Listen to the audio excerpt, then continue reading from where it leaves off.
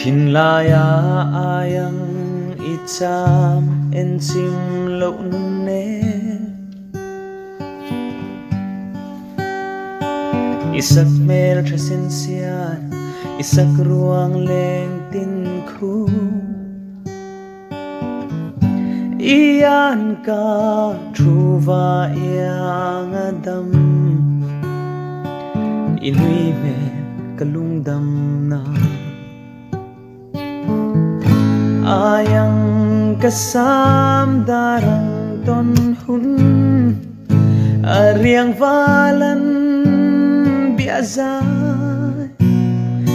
biatu min lan ladi ngak lelin hun le ni kachia donin chiar ve molung run ton lo kar shuyang si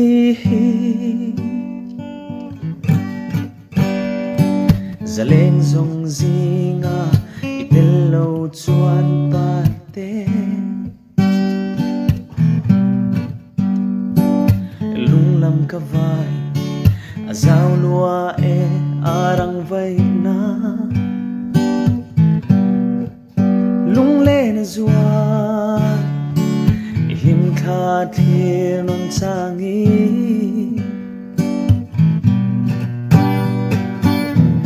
le mang derin puanang nol su siali biasa biatu min lan ladi ngak lelin hun le ni kachia donin chiar ve molung run ton lo kar shuyang sei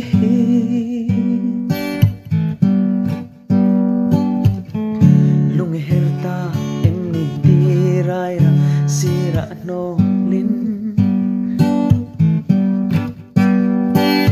bia thu dine sak mel ton ni her thelo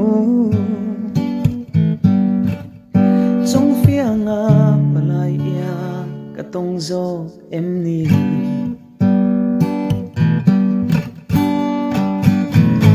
ariang valan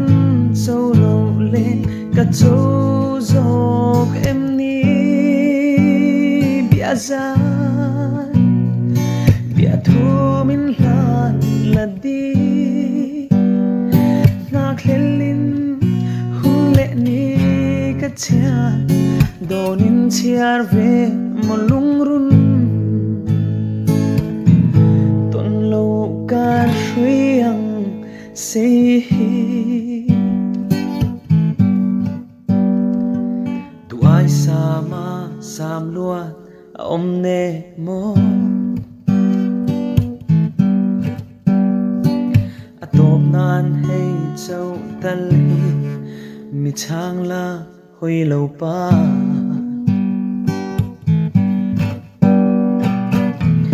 sak mela ilung kadum long e mi mang pian lo va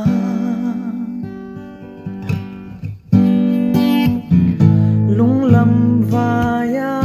mi lai fa min siam siam le biasa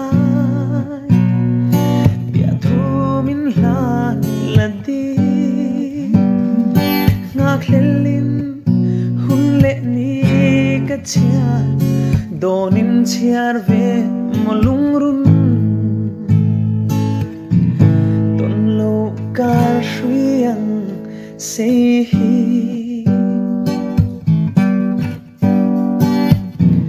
ton lo kar shuyang sei